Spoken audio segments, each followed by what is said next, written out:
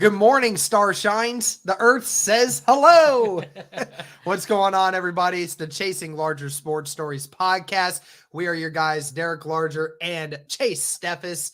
We are actually together because now I'm actually living really close to Chase. I'm actually a stone's throw away from where his apartment is. So now we're able to do all of these things live and in person. So it's going to be awesome. We're going to be able to do a lot of this stuff more regularly here together. And we got a good show today, a couple of interesting things to talk about.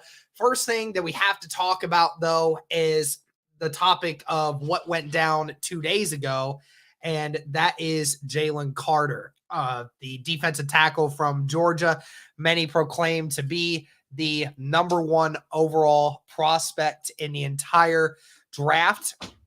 So it'll be very interesting to see what happens with that. But Jalen Carter had a warrant out for his arrest just a few days ago and had to go back to Athens, Georgia, in order to talk with police about his involvement with a crash that killed one of his teammates and a Georgia staffer. So it'll be interesting to see what happens with that. But Chase, I mean, we were talking about it. Most likely he's going to get a misdemeanor and that doesn't result in jail time. But do you think that this kind of news impacts his draft status at all? The only way I could really see it impacting his draft stock is depending on if he'll actually get indicted on criminal charges. Because right now he's not getting in trouble with anything, and right now he's not getting indicted.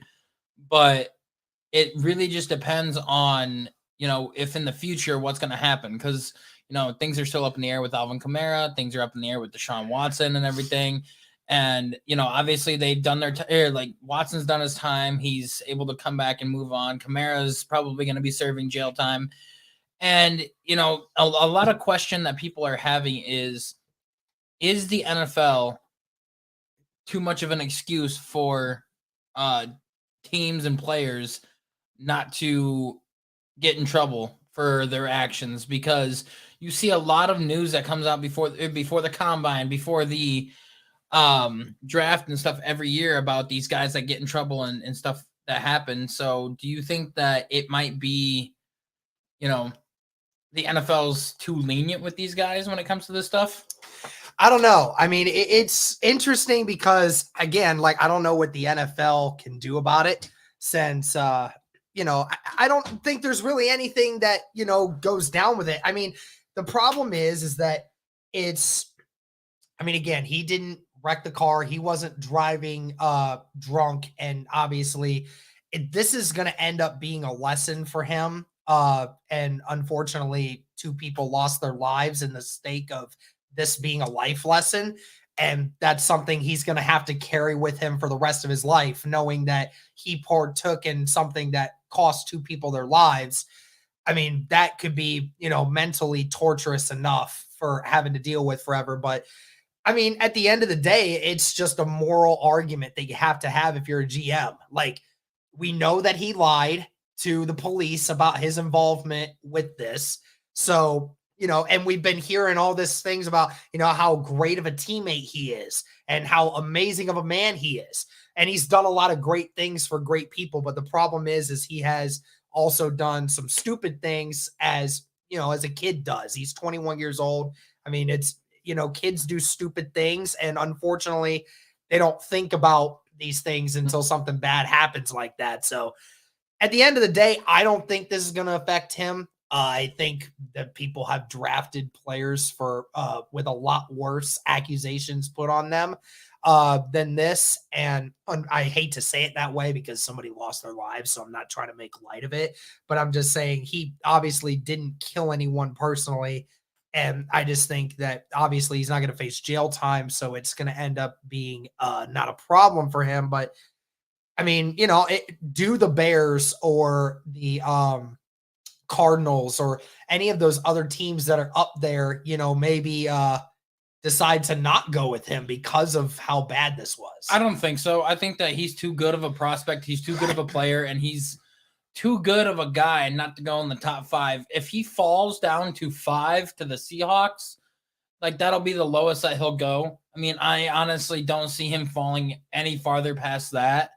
If anything, because if he goes to the Seahawks, what a freaking steal that would be for them to get a great defensive guy like that for them. I know that they got a couple good defensive linemen in the second round last year. Yeah. They got Jamal Adams coming back. They got Tariq Woolen coming back. Adding Jalen Carter would just solidify that the new Legion of Boom is coming to Seattle. Mm-hmm. And then, once they find their quarterback and get that offensive right on track, Seattle could be a force to be reckoned with in the future. But we don't know. I still think that he could go number 1 overall to the Bears if they don't trade that pick away. He could go number 3 to the Cardinals and everything. And there's even talks that the Texans are not looking at a quarterback right now, and they're looking at Will Anderson or Jalen Carter. So who knows? Because they want to everybody says they want to build from the ground up and defense in and offense out. So who knows? He'll still be a top 5 pick regardless. Yeah, I totally agree with you on that. All right, let's go to another topic. We didn't get to talk about it last week because I was unable to do anything with it, but it was the Eric Bieniemy news. So Eric Bieniemy has a new job, but it is not a head coaching job. It is another OC job with a different team. So now he is going to be the OC with the Commanders, and people criticize this because they said, why is this guy having to do a lateral move to move to the side? Because again, he was OC with the Chiefs and now he's just being the OC with the Commanders.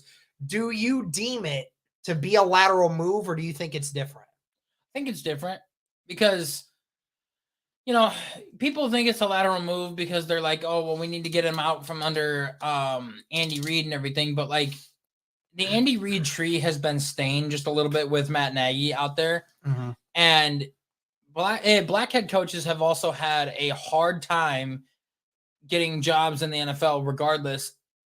And the only one that's had really much success is Mike Tomlin. And, let alone a guy that can call plays and also pay attention to the football game.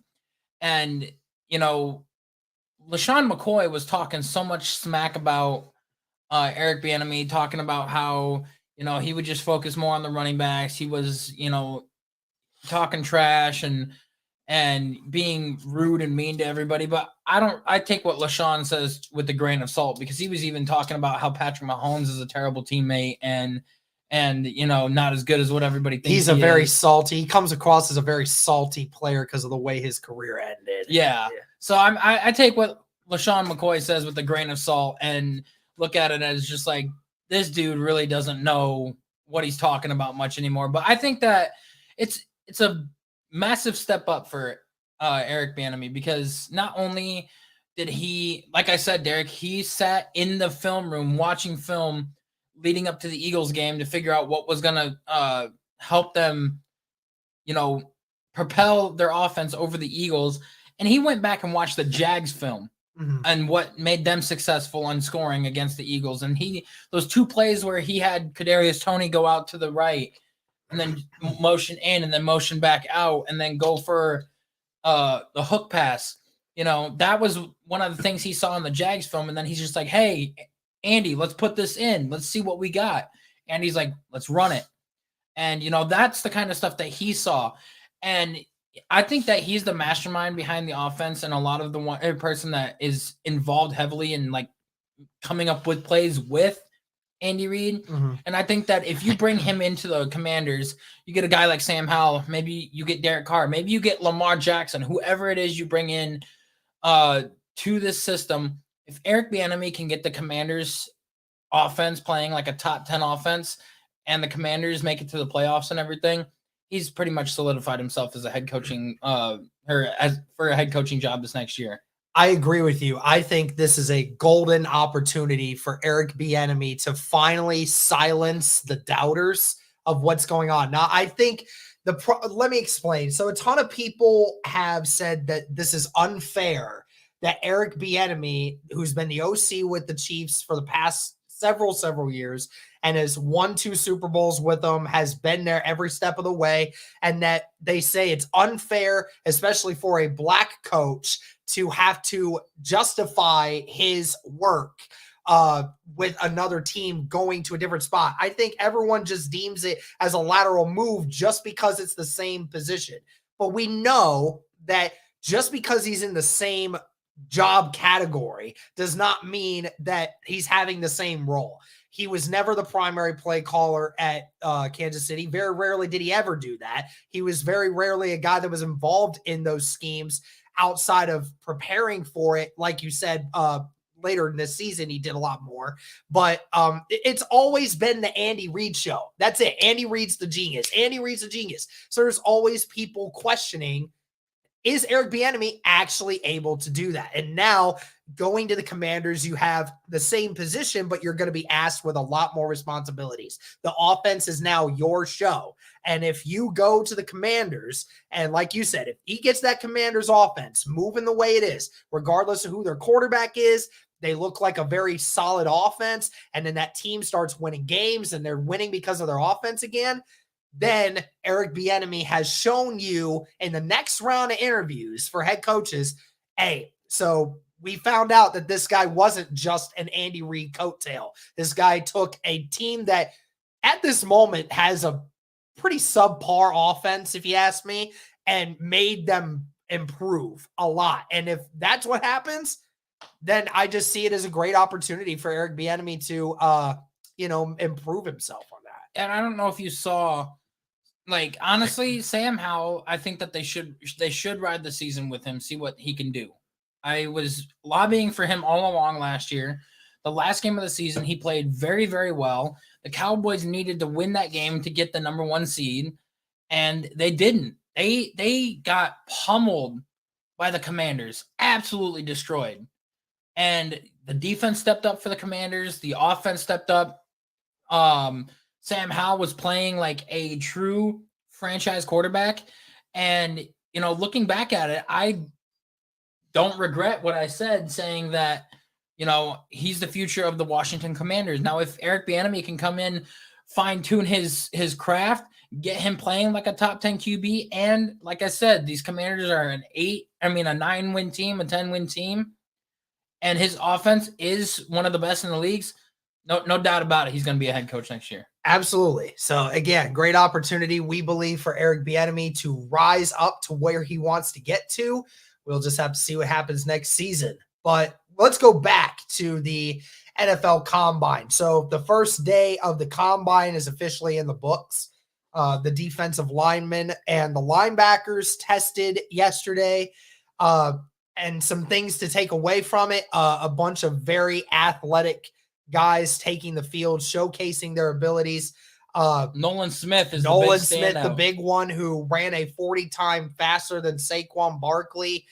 Saquon Barkley deemed one of the best running backs in the league, one of the most athletic guys in the entire league, and Nolan Smith just absolutely burned that record. And he was like 20 or 30 pounds heavier. Yes, and the fact that Nolan it was funny. I don't know if you actually watched the broadcast back or not, but they said Nolan, when he heard that he ran a 4.4, like, he was actually pissed. He called his trainers and was pissed about running a 4.4 because he said, that's something I should have been doing better at. And then when they came back and told him that it was an official 4.39, he's like, oh, okay, well, I feel better now because that was what I should have been doing. It's like, and, he had the 41-inch vertical, almost 11-foot broad jump. I mean, truly insane. I know the Northwestern defensive tackle, who weighed in at 282 pounds, ran a 4.5.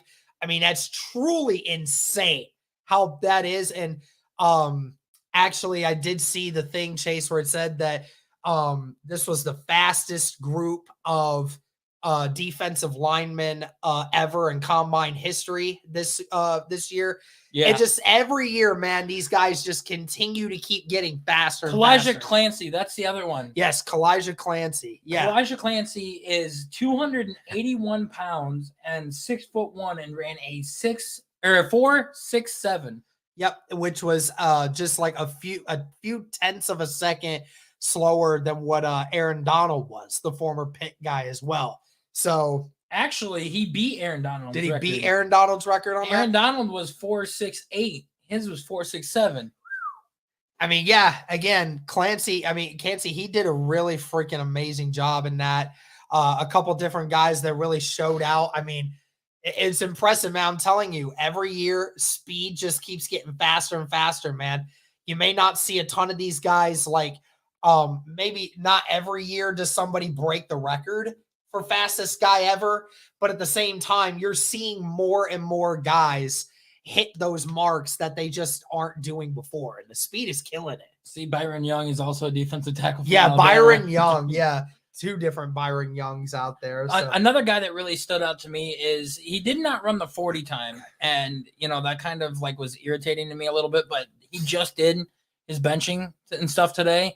And that's Mazi Smith, a guy that the Browns are looking at heavily and are hoping that he could fall to the second round. We need a defensive tackle badly. He broke combine records of recent years from defensive linemen because the record is 42. I think you said 41 to 42. Yeah. He got 34 on bench press today. Yeah. 34. Insane. And the next closest person was at 30. We'll have to see how the offensive linemen do after that. But I mean, have you seen the pictures from him as freshman year in Michigan to what he is now? A completely different person. You would have never looked at those two photos and thought they were the same person. They said that he could easily line up across from somebody right now and just absolutely destroy them. He's so hard to block. I mean, when you get somebody that's, 300 pounds, but can move like that and has that strength, I mean, that's just the ability to go one-on-one with stuff like that is just so hard. It doesn't matter who it is. You can have the best guards in the NFL. It's still really hard to block somebody one-on-one when you've got that kind of weight and power behind you. That's hard. It's absolutely ridiculous. But today up is the DBs. We're going to see the corners and safeties today. And there's a lot of good corners coming out of this draft. I think this is a defensive heavy draft compared to the years past. And we're going to see this might be a draft, Derek, where we may not see very many offensive players drafted in the first round. We may see more defense drafted than offense. We're going to see a ton of corners. We're going to see probably 5 corners and at least 6 different defensive linemen drafted. I'm going with 6 corners. Yeah. Oh, 100%. I mean, there are at least half a dozen defensive linemen and corners that will most likely get drafted in the first round. Easy. The only safety I could see going in the first round, if anybody wants to know, is Brian Branch out of Alabama. Brian Branch has the, highest ceiling of any other safety in this draft. And I think that, the next closest one is probably Jamie Robinson out of Florida State, or Torrance out of Florida would be another guy as well. There's also one other person I'm missing. I forget who he is.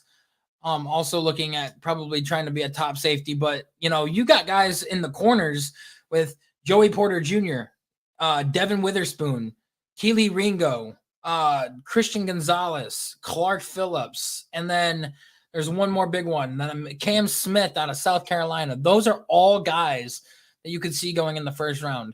And I can think of 6 teams right now that need corners. The Steelers, they need a corner badly. Lions definitely need another corner opposite of Jeff Okudah, a solid one.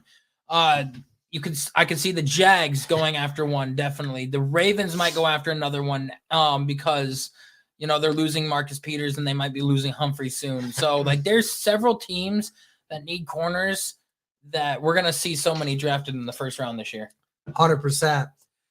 Next piece of news, Evan Ingram. The tight end from Jacksonville just got franchise tagged by the team just a few days ago. So he will be remaining with the Jacksonville Jaguars. He did say he wanted to stay with the team with the right price. And obviously they opted to use the tag on him.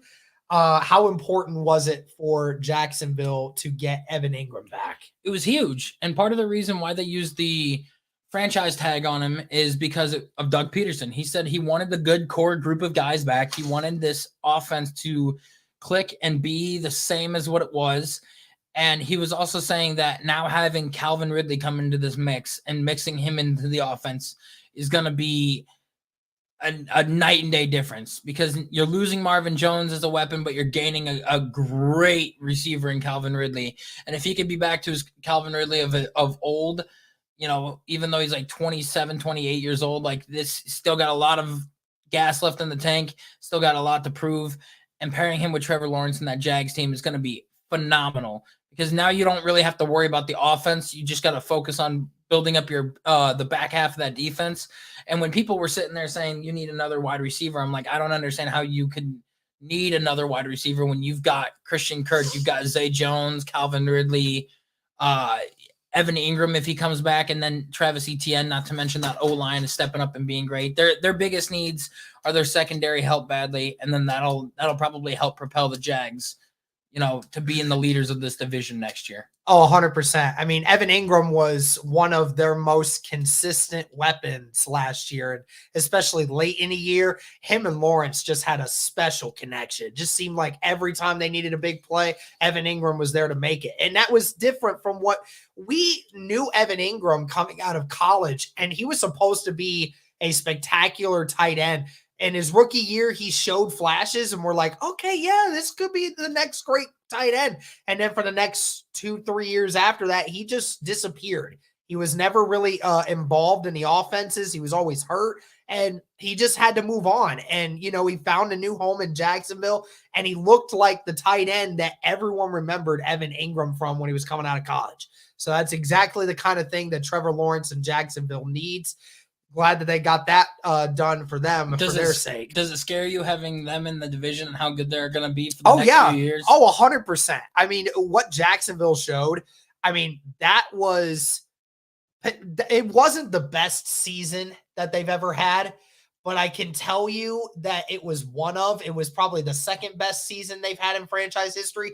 But the reason why I say it's the best one they've ever had is because it gives them the best hope that the next year following, they're going to double down and they're going to do it again. Yeah, you know why? Because they finally got a head coach that's competent, knows what he's doing. And a franchise quarterback. Has been there before.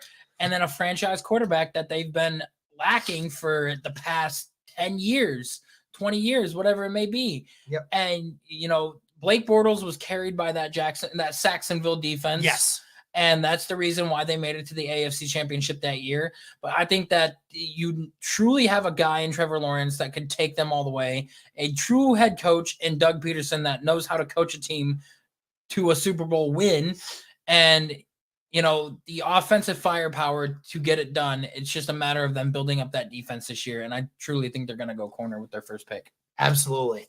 All right, last topic we'll get into here, and it's about two veteran quarterbacks. Let's make three. Let's make it three. What's the third one we got here? LJ. All right.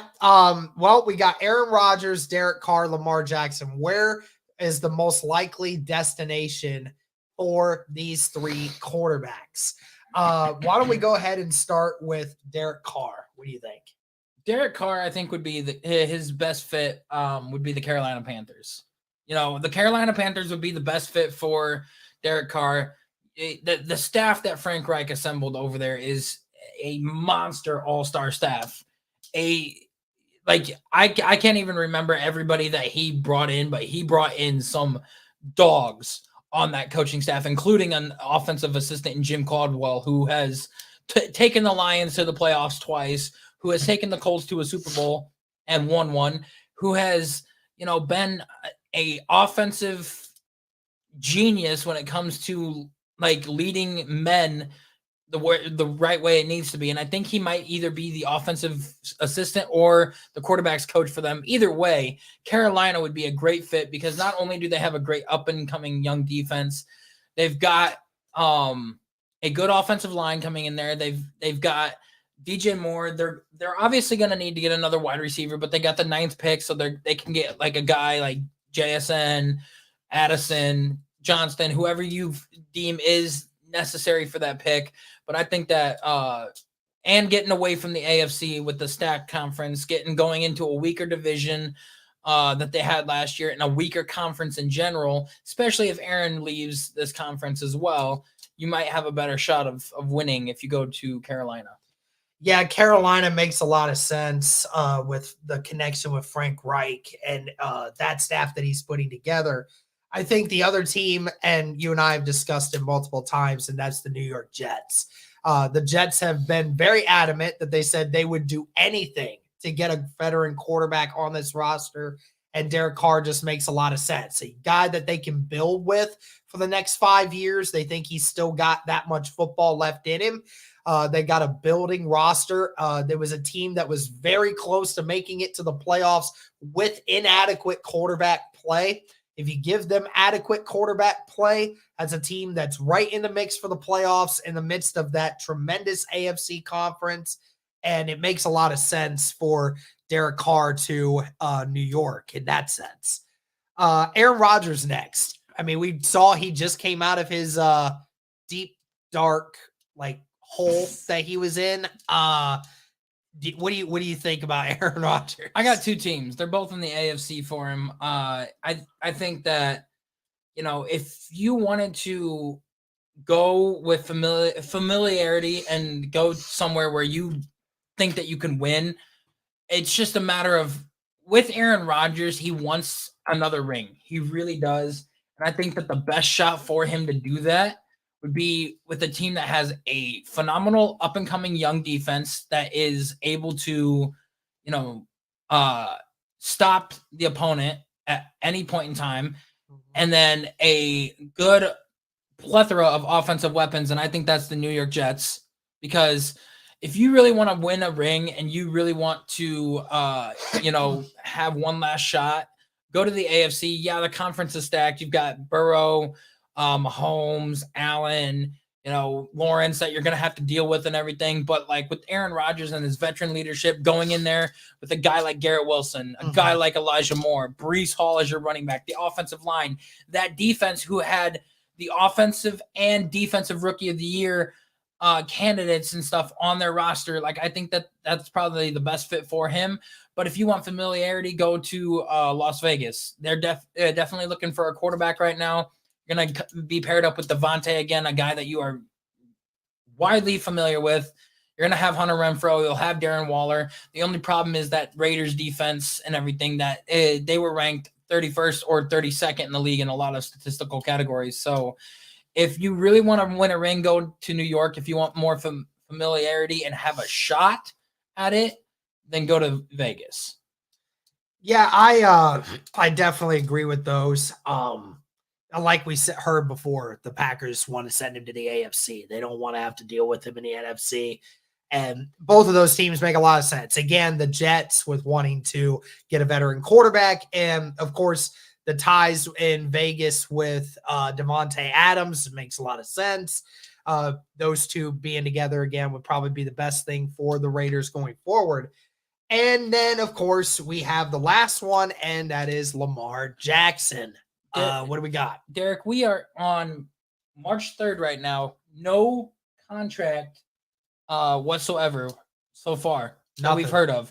And the franchise tag period ends on the 7th at 4 p.m. So basically by Tuesday. By Tuesday, if Lamar is not signed, he will become a free agent. And the two best fits. Now, the one we've talked about, and I think that they're going to be more inclined to get him than they would Derek Carr or Aaron Rodgers, and that's the New York Jets. Because if you imagine, you actually give Lamar wide receivers and weapons, what he could do, but not only that, pair him up with the great defense, and you know, let him take charge of that offense. Imagine what they could do with him. Imagine. And the other option, we talked about this earlier. There's only one other team I could see, and that is an NFC team, and that would be the Washington Commanders. Pairing Lamar Jackson with Eric Bieniemy and the Washington Commanders with Terry McLaurin, Jahan Dotson, Brian Robinson, that up-and-coming offensive line, and how stacked that defense is. You've got a first-round pick, the 16th pick. Go get yourself a secondary guy, a corner, a safety, whatever it may be. And they've got a lot of cap space that they could use too.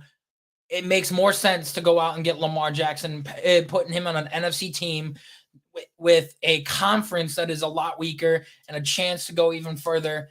And not to mention, you actually have a team that has some offensive firepower and a good offensive minded person there to lead the way. I think that Washington would be a great fit for him.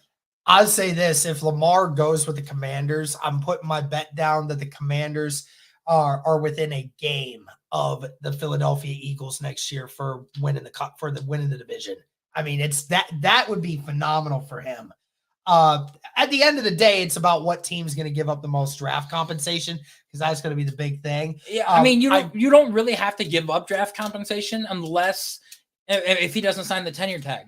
Right.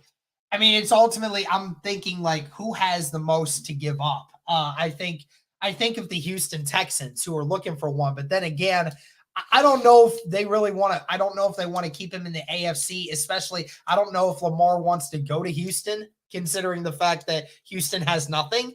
And then they're screwing themselves if they do that, because they're giving away too much. A sleeper team that you could put in there, but like I kind of put it on the back burner just because, like, there's honestly two. They're both in the NFC. I've heard people talk about it, but I put them on the back burner. One is the Seattle Seahawks. Yeah, they got a good, decent up-and-coming offense. You know, Kenneth Walker, Tyler Lockett, DK Metcalf, you know, the offensive weapons that he needs. They drafted Charles Cross last year, a good offensive lineman.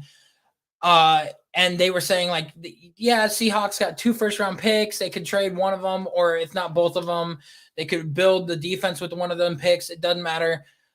They've got the cap space. I can understand that. That could be a move, but it's also a stretch as well. The only other one, it made sense, but they got no cap to do it, and that'd be the New Orleans Saints. Right. And they don't have their first round pick this year. They do. Well, oh yeah. Well, they got the one from later in the season, but that one was taken by Philly. Yeah, they got the one from the Broncos. Yeah, so that one's a little bit later on, but that's a little bit more difficult. I originally heard reports that he wants to go to Miami, but then again, Miami doesn't have a first round pick this year. They had to forfeit it because of the illegal tampering. So, you know, we heard about that. So it'd be kind of difficult for Miami's traded away a lot of assets for the players they already have. I don't know if they'd be able to make that work, but I'll just say this. If Lamar made it to Miami, that is the fastest squad in the entire NFL, and that would be a killer. That would be a killer. To have the fastest wide receiver and the fastest quarterback, probably the 2 fastest wide receivers in the NFL, and Jalen Waddle and Tyreek Hill, plus the most athletic quarterback that we've ever seen on the same team is deadly. Deadly. No, I think that Lamar's 2 best options are, like, I think the Jets are going to go for broke trying to get Lamar. They're going to be one that's willing to pay him whatever he wants. And it makes sense because with him going to the Jets, he'd have the best championship team that he could ever get assembled, or the Commanders. The Commanders are also a great team that could be a great fit for him. I could see him with Bieniemy. I could see some good things with that. And yeah, the Jets, just imagine if the freaking Jets get him. I mean, that would be great because he's got a up-and-coming receiver in Garrett Wilson, best rookie wide receiver that came out. He's only going to get better. That's the true number one that Lamar's been waiting for his entire playing career, and finally will get it with Garrett Wilson. Breece Hall's going to come back. Breece Hall was really good up until that injury. They're fixing the offensive line. That defense for the Jets last year was a top 10 defense. This is a team that, with Lamar, would immediately make the playoffs if he indeed went there. So, I mean, yeah, that would be fun to watch. I keep bringing the Jets into this because they are truly a quarterback away from being a real contender. Yeah. And that's amazing too, because they're such a young team, especially on both sides of the ball. They don't have a ton of veterans. You remember when they traded away Jamal Adams, everyone just thought they were giving up. I mean, they acquired so many more picks, and then they acquire all this new talent on this roster. And, you know, Robert Salah has them really playing insanely well as a cohesive unit. And I mean, just imagine if they had Mike White playing the whole year. If they just had Mike White playing the whole year, that team probably makes playoffs. It may not win a playoff game, but they would have made it to the playoffs and have been one of the best seasons they've had in the last decade. So, I mean, just imagine what Lamar Jackson could do with that. I mean, that's insane. But that's going to do it for this one, guys. This was our first collab episode here together. Woo. So hopefully we get to do a lot more of these. Let us know your thoughts in the comments. Thank you guys so much for tuning in. This is the Chasing Larger Sports Stories podcast. Have a good rest of your day.